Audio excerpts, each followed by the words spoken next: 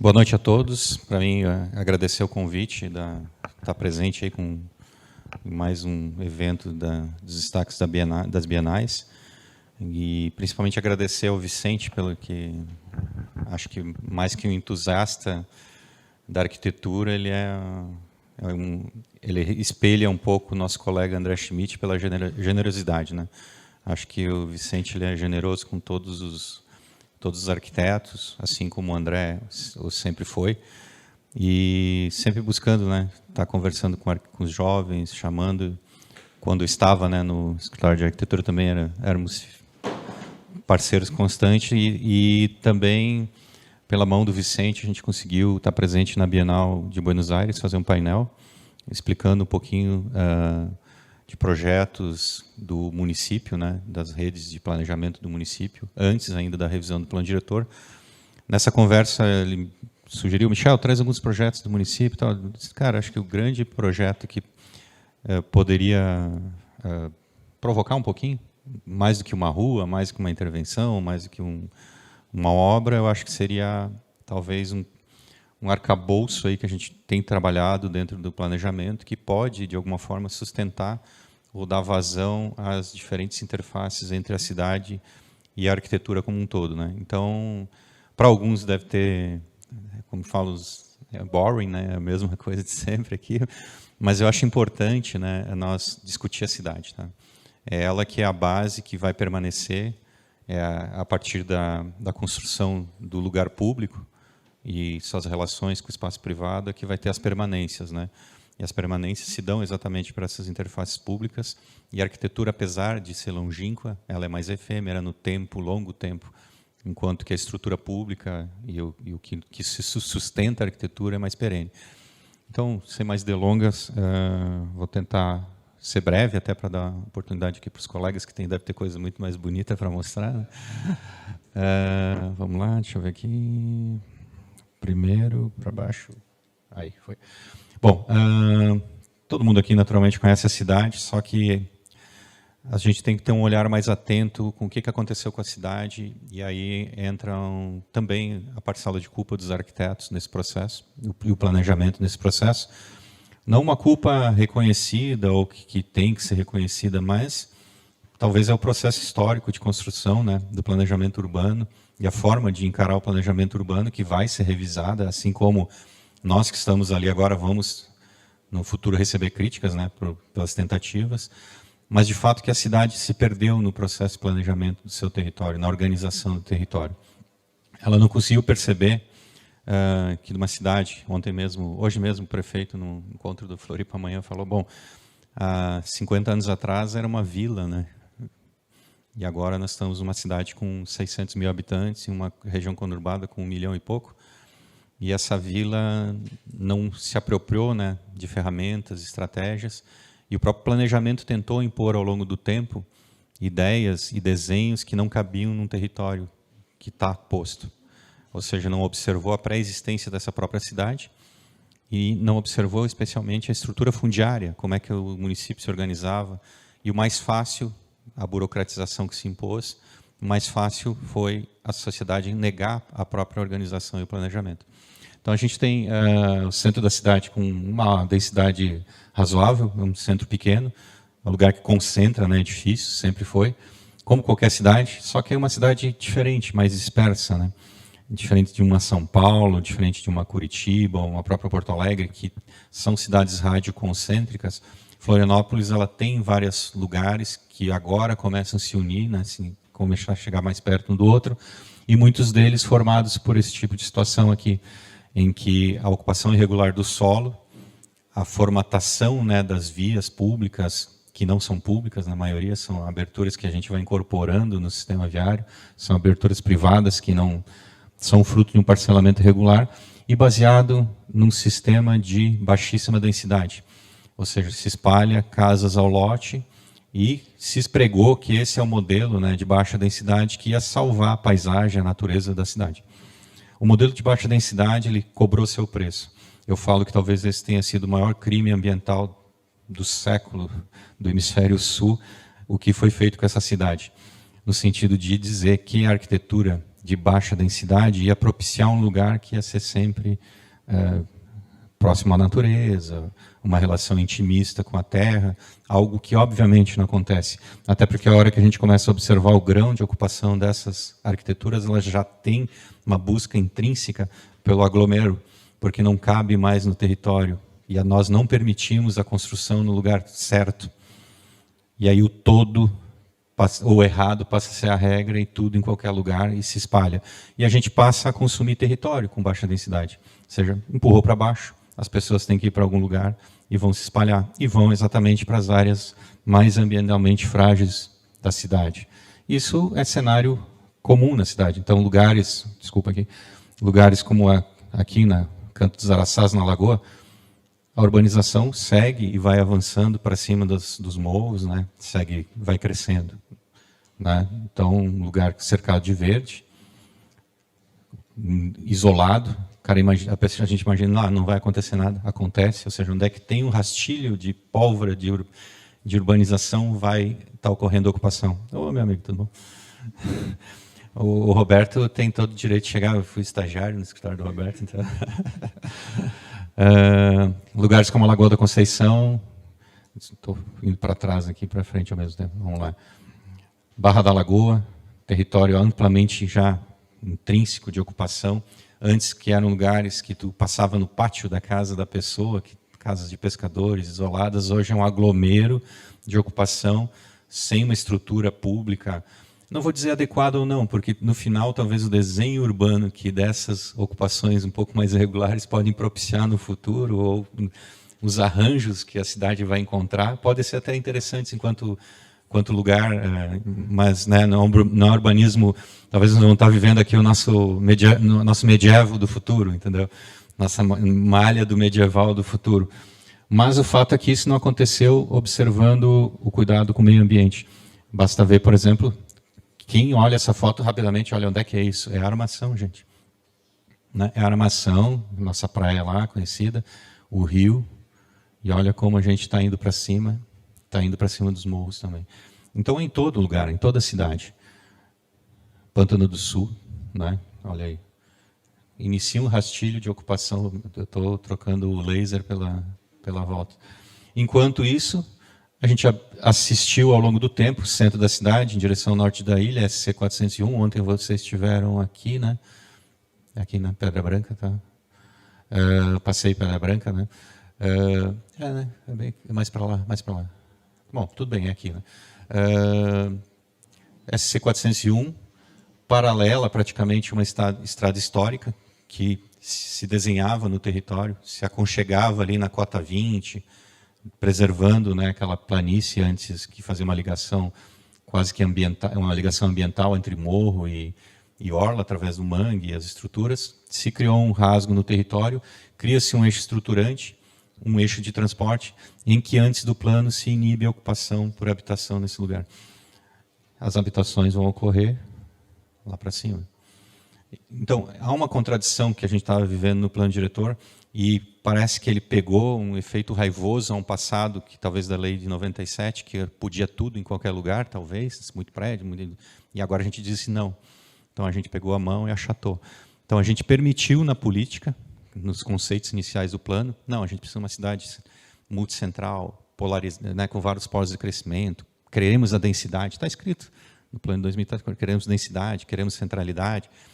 Deu na teoria e daí na prática tirou tudo isso, fazendo esse efeito de achatamento e não caber a dimensão, né, necessária para o desenvolvimento dos lugares. O preço da terra sobe muito com isso também, porque de alguma forma tu limita a oferta.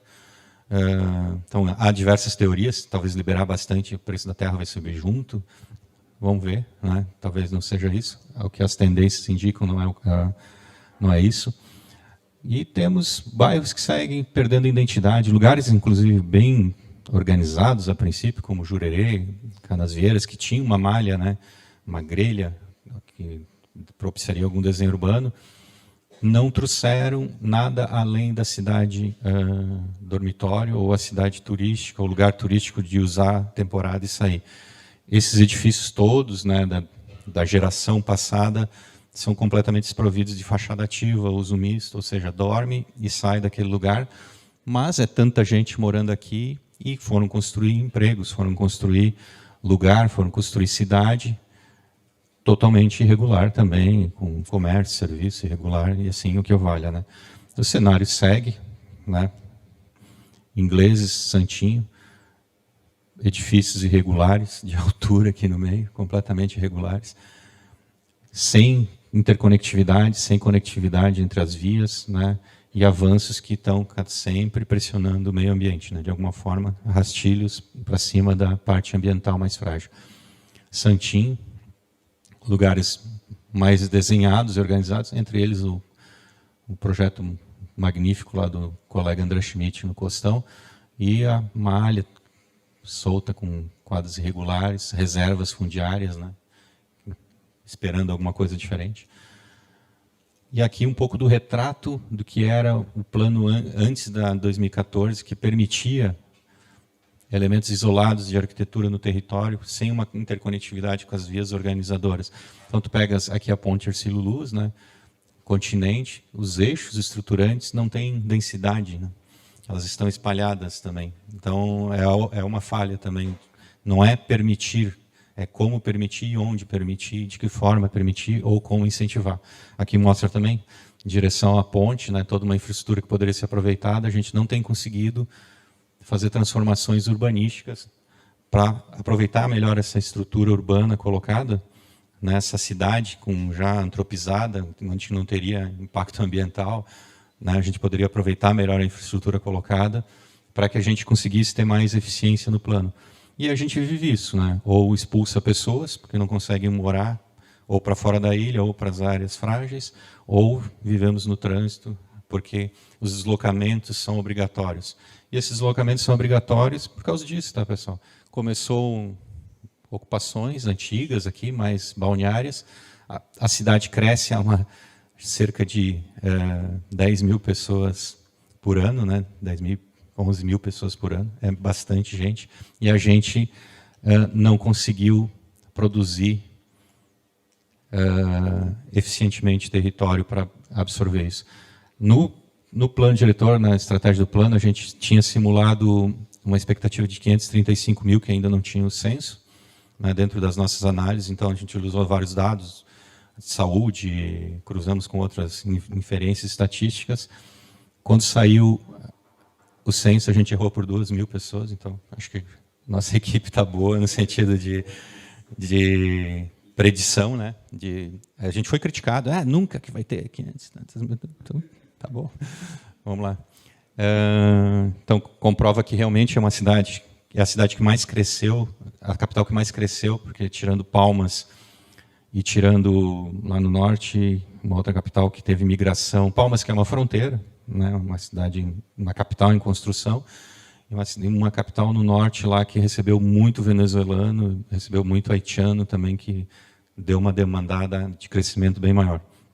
Nós crescemos, nesse período, 100 e poucas mil pessoas. Foi exatamente no mesmo período que a cidade de São Paulo cresceu. A cidade de São Paulo cresceu 100 e poucas mil pessoas, que são as mesmas 100 e poucas mil pessoas que Florianópolis cresceu. Ou seja, São Paulo está com problemas, porque não está conseguindo se reinventar enquanto território, e nós podemos entender como um problema ou podemos entender como um bônus. Toda cidade que diz que não precisa de habitante tende a morrer. As cidades que se reinventaram, que criaram, se revisitaram, elas precisam que os habitantes permaneçam. De alguma forma tem que ter um crescimento, claro, sustentável, mas é necessário não perder habitantes. É necessário crescer dentro de uma capacidade, naturalmente. Vamos pegar Nova York. Nova York, todos lembram, né, daquelas filmes que tinham, né, gangues de Nova York vai explodir, daí lá. Aquilo era um reflexo de como estava acontecendo a cidade quando ela começou a perder habitantes por não ter uma política firme. Mesma coisa Washington. Washington começou a perder. Washington tem mais ou menos a mesma dimensão de população que Florianópolis. Começou a perder habitantes e começou a degradar o espaço, começou a não ter emprego, começou a perder oportunidades econômicas e perder talentos, perder pessoas, né? E aí eles tiveram que se reinventar, e o primeiro passo que eles deram, como que a gente vai manter a população, como que a gente vai manter os talentos. E para isso precisa fazer uma revolução na questão da habitação da cidade. De alguma forma, isso é uma coisa que a gente quer premiar no tempo. Só que não vai ser assim que a gente já conseguir, tá? Vinha num crescimento, em alguns lugares baixando a densidade, outros subindo, quando a gente conseguiu subir, mas a maioria dos bairros, elas estabilizaram a densidade. Ou seja, ou até desceram a densidade desde 2010. Isso aqui é um reflexo exatamente... não é o plano. Claro que é o plano também. Claro que é o plano também. Em 2010 vem a nova lei, a gente não tem conseguido produzir cidade eficiente. Isso é fato. E a gente sabe muito bem que a baixíssima densidade tem um custo urbano. Quanto mais denso, mais... Existe uma curva aqui mais próxima aqui, né, de densidade, custo, eficiência. A partir de um ponto a gente começa a perder também a eficiência. Quando é muito denso, começa a complicar as infraestruturas. E nós estamos lá, entendeu? Baixíssima densidade. Agora querem transformar em Florianópolis, em Barcelona. Não, não. É uma discussão sobre o direito a ter a infraestrutura ou não ter a infraestrutura. A gente tem visto agora, né, aquela questão das chuvas e tal, limpa bueiro, tenta fazer drenagem. Quantos anos, quantas gerações alguém vai esperar naquelas ruas lá para ter o direito à infraestrutura? O município não tem um caixa que faz tudo do dia para a noite. Não tem como fazer, tem limitações de financiamento. E esse custo da infraestrutura é exatamente baseado nisso daqui. Quanto mais baixa a densidade, olha só, nossa tendência, já lá em 2010, era esse aqui do custo de investimento em infraestrutura pelo modelo de densidade. E já em 2010, quando preconizou aquela alteração em 2014, olha, busquem pelo menos um cenáriozinho intermediário aqui, né, de densidade, para conseguir capturar mais infraestrutura por metro quadrado, ou seja, diminuir o custo de implementação das infraestruturas. É fácil, é óbvio. A mesma luz que nos ilumina aqui, se for uma luz nesse ponto aqui, ilumina X pessoas. Se eu precisar levar essa luz mais longe, eu preciso mais postes para levar para o mesmo número de pessoas. É como se fosse um grande condomínio. E isso vai para o asfalto, vai para o esgoto, vai para o pavimento, vai para o recolhimento de lixo, vai por tudo. E o custo da cidade torna ela inviável a longo prazo, economicamente. Eu acredito que nós estamos nesse... É porque é uma cidade bastante dinâmica, ela consegue, mas a conta não está fechando. A conta não está fechando. E nós poderíamos economizar dando mais qualidade urbana para os lugares, mas também financeira, que a gente consiga. Se nós continuar nesse modelo aqui, significa se eu tenho... né, seria 3 vezes mais tempo, né, para um modelo intermediário de chegar naquela quantidade de infraestrutura. Às vezes a gente leva 10 anos para um negócio, então significa que alguém vai esperar 30. Ou leva 15, vai esperar 45, 50 anos para ter infraestrutura básica. E isso é real, é um elemento econômico que a gente não pode não deixar de pensar. Qual foi a estratégia, então, que a gente imaginou? Bom, de fato, tinha-se lido a necessidade das centralidades. E aqui eu vou voltar um pouquinho, só para... a gente viu que a questão de empregos, a cidade como um todo tem essa média, e quanto mais para os bairros, menos empregos, centro, mais empregos do que moradias, desequilibrado, tá certo? A gente viu também que, desculpa, para cá, existe um descompasso entre os estabelecimentos comerciais, a concentração de estabelecimentos comerciais e empregos, serviços, com a questão habitacional. Então, enquanto a habitação vai na frente, né, compara aqui o Campeche, por exemplo, versus empregos, da densidade de emprego e negócios, existe um descompasso de cerca de 10 anos para buscar o equilíbrio da densidade mínima de empregos e serviços. Então, a gente precisa realmente reforçar aquilo que as habitações já nos indicavam que os lugares estavam se formando. E o PIB mostra muito bem isso, né? Olha só a concentração da produção do PIB no centro da cidade e os outros bairros que concentram muita gente, ingleses, 60 mil pessoas que saem todo dia lá do norte da ilha, a gente retira 60 mil, não dos ingleses, mas do norte da ilha, todo dia a gente tira 60 mil pessoas do norte da ilha e leva para os empregos que estão no centro e em outras regiões, um pouco no continente. De noite a gente pega, devolve 60 mil pessoas. Ou seja, quase pegar ali uma São Miguel do Oeste, vamos lá. Todo dia desloca São Miguel do Oeste pela SC 401 e devolve. Não é eficiente, alguma coisa vai dar errado. Mas Eu posso morar lá e trabalhar aqui? Pode, mas por que não ter oportunidades, né, mais próximas nos bairros que evitem deslocamentos necessários, né? Então, isso é um ponto importante. Aqui, só para mostrar o que é informal na ilha, são todos esses laranjas aqui, olha só. Núcleos urbanos informais. Praticamente todo o norte Campeche baseado no parcelamento irregular, né? Então, a gente está agora iniciando, inclusive, 3 grandes projetos dos planos distritais, que são uma consequência do plano diretor, mas também vinculados a grandes projetos de REURB. Tá? Esses projetos de REURB que a gente propôs são também disruptivos no contexto nacional. A proposta que a gente fez ao prefeito, que a gente viu, assim, o que é o processo de REURB? É reurbanizar da titulação da terra, né? E a partir de um projeto. Uma determinada rua se junta, vai lá, faz o projeto, tenta implementar, daí eu falo, não vai dar certo. Não vai dar certo porque a gente não tem condições nem no município de cuidar projeto a projeto, e a solução não é uma solução de desenho urbano, simplesmente, ou de implementação de infraestrutura. A solução é uma solução, de novo, econômica. Então, a gente propôs, a Justiça entendeu a nossa tese, né, o Tribunal, de que o município é o proponente de um projeto global para essas áreas. E aí, por adesão, então nós vamos montar um projeto agora, estamos montando um projeto econômico de REURB para toda essa área irregular. E aí, por adesão, a gente entra depois com o desenho do projeto. Não cada um se responsável pelo seu projeto. O município vai fazer um projeto, as pessoas aderem. Com esse dinheiro se pretende ser um banco, uma base de financiamento. A gente consegue recolher dinheiro imediatamente com algo financiável ao cidadão. Então, se der certo, talvez isso vai ser a grande revolução da cidade. Porque, a partir de um determinado momento que tu tem a titulação, isso vira realmente propriedade, direito a financiamento. Do dia para a noite, o município pode trazer alguns bilhões de sistema financeiro, de financiamento, de trocas e de eficiência da gestão do território. Eu acho que isso também pode ser algo que vai motivar muita coisa. A gente mapeou centralidades, mapeou mecanismos, quais são as vias mais integradas a partir de simulações, softwares, né, de sintaxe espacial, e também foi ao território identificar o que a lei previa, por exemplo. Então, por exemplo, essa aqui é a Avenida Pequeno Príncipe. 29 metros é a caixa da via, linda, cabe ciclovia, cabe corredor de ônibus, cabe um bom passeio, e a realidade não consegue sair de 15 a 19 metros, porque tem o cachorro-quente, e a farmácia, que vai ficar na casinha. Porque o que tinha até agora era construa 2 pavimentos, demole o teu 2 para construir 2. Isso não vai acontecer nunca. Não vai acontecer nunca. Ninguém vai demolir algo para construir a mesmo potencial construtivo, um pouco a mais só pela beleza. Aí que criou-se o paradigma da farmácia e do supermercado. Então, a arquitetura desses eixos principais da cidade, durante 10 anos, foi a produção de galpões para farmácias e supermercados.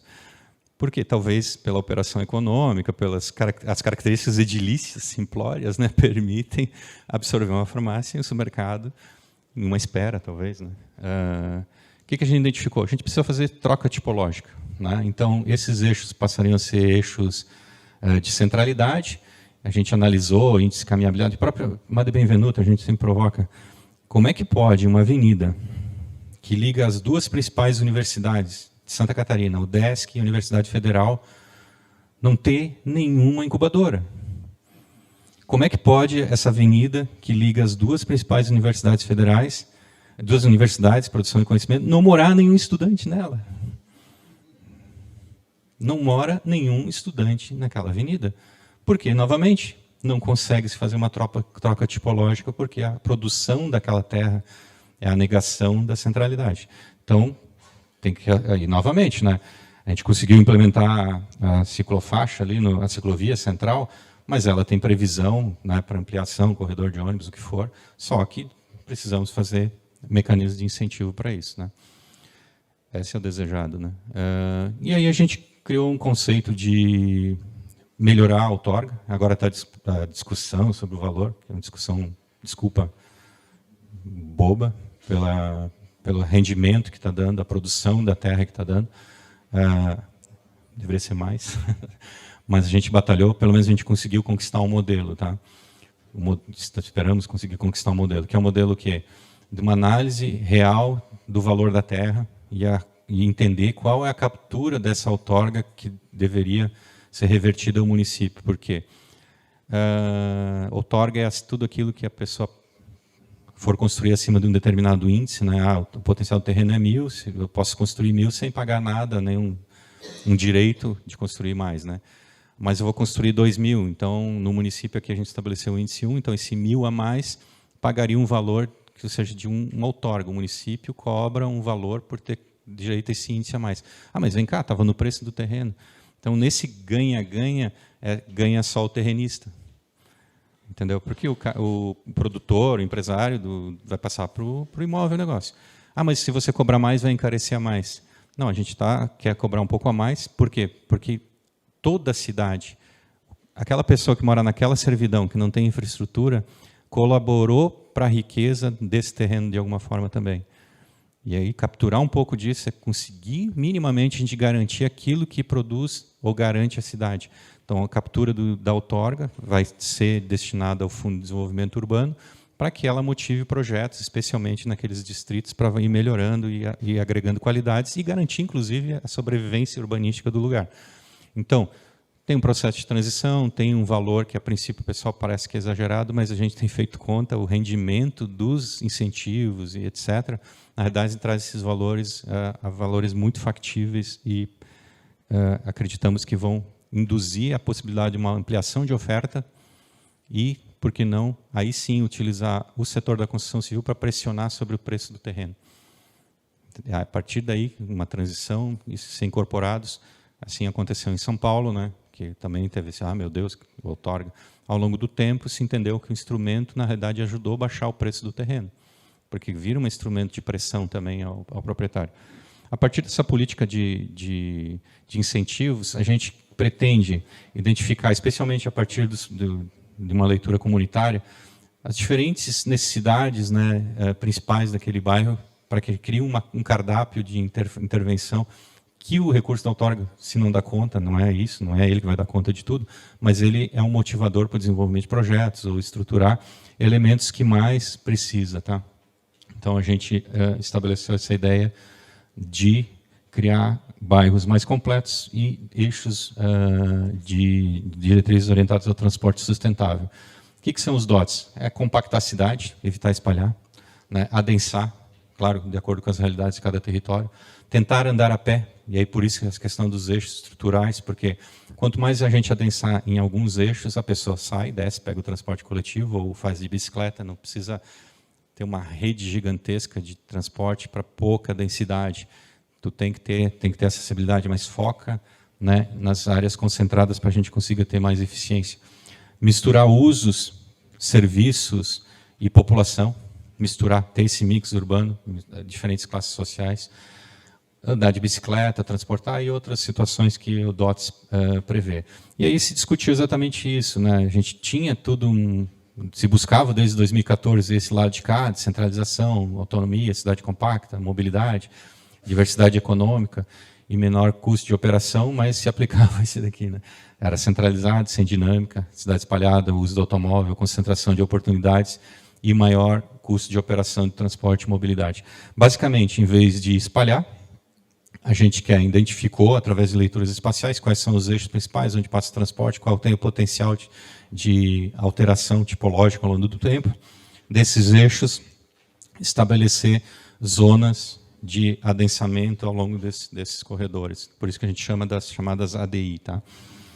E isso tudo se baseou em diagnóstico do distrito, identificação de oportunidades, caracterização das vias e iniciar um processo para que a gente consiga responder às carências utilizando o motor da construção civil também para motivar a transformação dos lugares. Né? Basicamente, voltando à nossa amada Benvenuta, né, não tem transformação, antigas casas com um maldito recuo de 4 metros, que em todas as ADI não existirá mais recuo de 4 metros, só se o cara quiser. Pelo contrário, a gente está chamando do... Que dança que é 2x2 aí, Vicente? 2 para lá, 2 para cá. A gente chama 2x2, tá? Aqui que é o quê? Todo o espaço público vai ser ampliado em 2 metros, que a nossa calçada mínima já é 3 nesses casos, vai virar 5 metros pelo menos, e o recuo das edificações passa a ser 0. seja, a gente crava uma ampliação de fruição pública e, em contrapartida, ele tem o direito a alinhar o edifício nessa fachada zero. Ou seja, quebrar um paradigma do afastamento é fundamental e incentivar que ocorram as mudanças tipológicas para esse tipo de coisa não aconteça mais, a gente sonhar que aquilo que está reservado ao sistema viário, ao transporte, possa acontecer com centralidade. Tá? E, a partir disso, também foi necessário estudar vários incentivos, teve muita participação do Conselho. Então, isso também é um fato interessante, que o texto foi propositivo também pelo Conselho, e isso a gente negociou com o Ministério Público, que o Conselho ia ter um papel importante como instância final de discussão, salvo a Câmara, né, que tem o papel dela, a Câmara de Vereadores. Então, os conselheiros propuseram algumas coisas não eram lá do nosso... Perdemos algumas coisas, ganhamos outras, mas chegou-se num arcabouço que agora a gente está propiciando, tentando organizar a regulamentação, está saindo, mas existem vários incentivos. Tá? A sustentabilidade ambiental, que já basicamente dá alguns prêmios para quem aplicar estratégias de sustentabilidade, desde uma habitação a um edifício, então vai ter um hall de possibilidades da pessoa fazer. Desculpa, seria esse aqui de baixo, incentivo à sustentabilidade nas construções. Sustentabilidade ambiental provavelmente vai ter que ter uma lei específica, tá? Que é mais questões mais generalistas de como capturar questões de estar protegendo áreas e aquilo converter em algum benefício. Tá? Incentivo ao uso misto, que já existia, né? Já era o único incentivo que a gente realmente tinha aplicado. Agora a gente tirou um pouco do bônus e compensou isso no incentivo à produção de habitação social. Tá? Depois eu explico um pouquinho isso. A arte pública, que já é uma política antiga, mas também estava acontecendo isso em algumas determinadas situações, a gente tentou deixá-la mais aplicável. Parcelamento e incentivo a parcelamento regular, já que a gente tem vias que foram selecionadas para serem incentivadas, se aquele parcelamento cumprir essa função de conectividade, ligar lugares, ele também vai ter o direito de ter uma via incentivada dentro desse parcelamento. Todos os índices que são gerados dentro daquele pré-zoneamento vão poder ser redistribuídos na terra parcelada, ou seja, isso gera um incentivo que fazer parcelamento possa ser bom, porque não tem uma perda da eficiência, né? Porque é uma briga, não vou no meu terreno, e tenta inventar moda para não dividir o terreno, e com isso a gente vai perdendo área pública, vai perdendo uma série de situações. Né? Incentivo ao retrofit, de adequação de imóveis, isso daí corre agora também, já está na Câmara, um projeto de lei, que traz toda aquela questão do retrofit, ou seja, tudo que for retrofit, inclusive a própria sede do CAL é um retrofit, e ele já vai se beneficiar desse incentivo, porque de alguma forma a gente é disruptivo ali na questão dos afastamentos, de como aproveitar, de fazer pavimentos para cima, aproveitando mais o próprio edifício, então tem uma série de incentivos para isso. Incentivo à preservação da paisagem e do patrimônio cultural, também tem que ter estudos mais específicos. Incentivo às áreas de especial interesse social. Além do potencial construído convencional, quem produzir prédios para as 3 faixas de habitação social, seja HBR, que é bem mais difícil, porque daí tem que ser investimento público mesmo, ou média renda, aí sim, caixa financia é legal, ou até 10 salários mínimos, que não é pouco, né? Vai ter potencial construtivo adicional. Só que antes do plano diretor, essas áreas estavam delimitadas somente às EIs. No plano diretor, a gente disse assim, todo o território é de interesse social. Então, a gente vai poder produzir, incentivado, né, quando couber, né, naturalmente, pela questão financeira, as AEs em todo o território. Desculpa, falei ZEIs, né, mas AEs. Né. Incentivo às áreas de desenvolvimento, as ADIs, que são 2 tipos. Então, as ADI 1, que é de vias, essa que eu venho falando, e algumas zonas que já são demarcadas antigamente no território, que estava pensando em ser operações urbanas consorciadas, elas viram áreas de mais potencial. Entre elas, principalmente uma do continente, que aí sim ela vai robustecer muito a questão continental, o eixo de chegada na ilha, também para deixar serviços, habitação mais próximo de alguma forma lá. E incentivo à fruição pública na forma de conectividades e espaços públicos. O que acontecia? Nós tínhamos uma série de instrumentos que obrigavam, tu tem que dar um acesso à orla, tu tem que ceder um pedaço disso, ceder um pedaço daquilo, e era uma disputa eterna, porque a pessoa não vai ser, eu vou perder, não posso comprar longe. Então, a gente pensou acredita que, né, o incentivo à fruição venha resolver isso. Eu posso pedir um acesso à orla, mas a pessoa vai ter o direito àquele índice, multiplicar com um fator multiplicador de bônus, e fazer uma liberdade compositiva completa da distribuição volumétrica do edifício. Isso permitirá, por exemplo, nós comprarmos um terreno que ia produzir um edifício de 4 andares, capturar esse edifício e trazer para um outro terreno, porque eu já estou tirando um prédio de 4 andares, eu vou empilhar em cima de um outro de 4 andares, com um arranjo compositivo que der para caber aquele índice que eu perdi. Ou seja, eu ganho um espaço público e ganho uma concentração de lugar. Então, a gente elencou, tá, inclusive no Conselho da Cidade, uma série de elementos de interesse público que gerariam, de forma direta, a fruição pública. Frente de terrenos, em determinadas situações, uma visada, eu quero abrir aqui para ver um patrimônio histórico. Abre e ganha, né?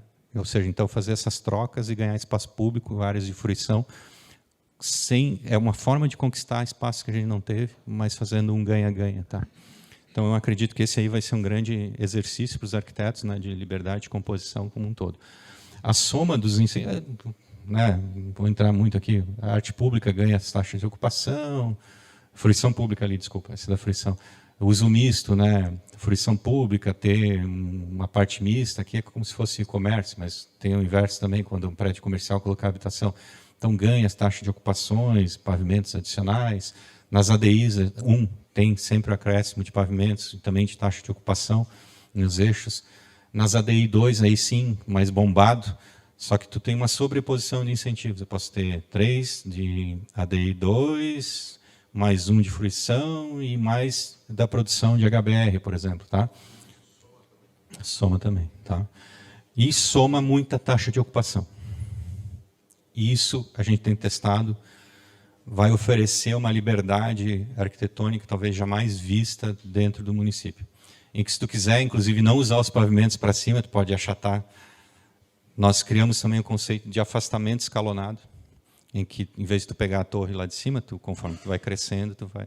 Claro, pode ter o bolo de noiva, se o cara quiser, mas também pode ter outras situações que daí é a inteligência arquitetônica que vai dizer. E 2 incentivos de habitação, aqui só para correr bem rapidamente. Quando for HBR, além de todos os outros incentivos, que antes não, quando era habitação social, se fizesse, não tinha direito ao uso misto. Entendeu? Agora não, se fizer uso misto, vai ganhar também uso misto em cima da base colocada. Então, o HBR ele pode produzir mais, HBM um pouco menos, e médio, mercado, está invertido, né? Mercado aqui e mercado popular aqui. Tá? Equipamentos, quando forem empreendimentos sociais que colocarem equipamentos no térreo, essa área também vai ser compensada no próprio prédio em termos de índice, ou seja, eu ganho pavimentos para isso. Tá? Além de pilotis, em qualquer tipo de habitação social, em altura, baixo, tal, também tem um direito a pilotis. E para todo mundo entender qual que é a diferença, aqueles lá são incentivos para a produção, que é o edifício voltado para pessoas que estão naquela condição, e aqui são os chamados incentivos à produção de habitação social. Então, vou fazer um edifício na beira-mar, eu vou produzir 2 andares a mais, o que eu capturar de outorga daquele valor ali, vai direto para o fundo de habitação, ou eu posso adquirir habitação no mercado, com desconto e entregar ao município. Ou seja, então, 2 andares a mais que a gente vai ver em determinada situação significou, sei lá, 6 habitações, 6. Talvez, se nós tivermos inteligência, vai ter empreendedores de habitação social, que vão produzir estoques para gerar cartas de desconto de outorga para as pessoas utilizarem isso, porque já vem com desconto. Então, é mais uma matriz fomentadora e também garantir que vá direto para o fundo de habitação, pelo menos para financiar os projetos e, né, a gente captura isso. Então, aquilo que, teoricamente, o uso misto antes permitia 3, está aqui, está de volta, mas dentro da questão da habitação social. Tá? Então, basicamente é isso. Né? A gente tem muita coisa, tem uma série de outros instrumentos, não quero me alongar. A gente está lançando essa cartilha explicativa do processo do plano diretor, tá?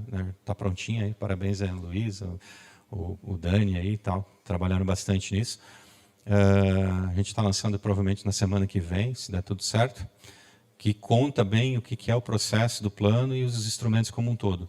E na sequência, conforme forem saindo as regulamentações, vai ter uma explicação para cada aplicação, né, dos instrumentos do plano como um todo. O que se pretende? Uma cidade mais densa, uma cidade mais compacta, uma cidade com amplos espaços públicos na frente das edificações e que comece a mediar essa relação não de ataque, que hoje é um ataque, né, velado ao meio ambiente, né, sobre um manto de uma proteção de baixa densidade, né, é um ataque velado, que possa fornecer oportunidades à construção, né, de diversidade. A gente tem uma série de outras coisas, como as próprias AUEs, os PEUs, que são instrumentos mais complexos, que eu não vou tratar aqui, até porque a iminência está exatamente na publicação. A gente acabou de largar, né, as minutas de decreto no Conselho sobre a aplicação dos incentivos. E vocês, como arquitetos, acho que é um momento bem propício de dar uma colaborada, procurar alguma entidade participante do Conselho para dar o pitaco lá, porque o momento está de revisão dos decretos. Tá bom? Muito obrigado.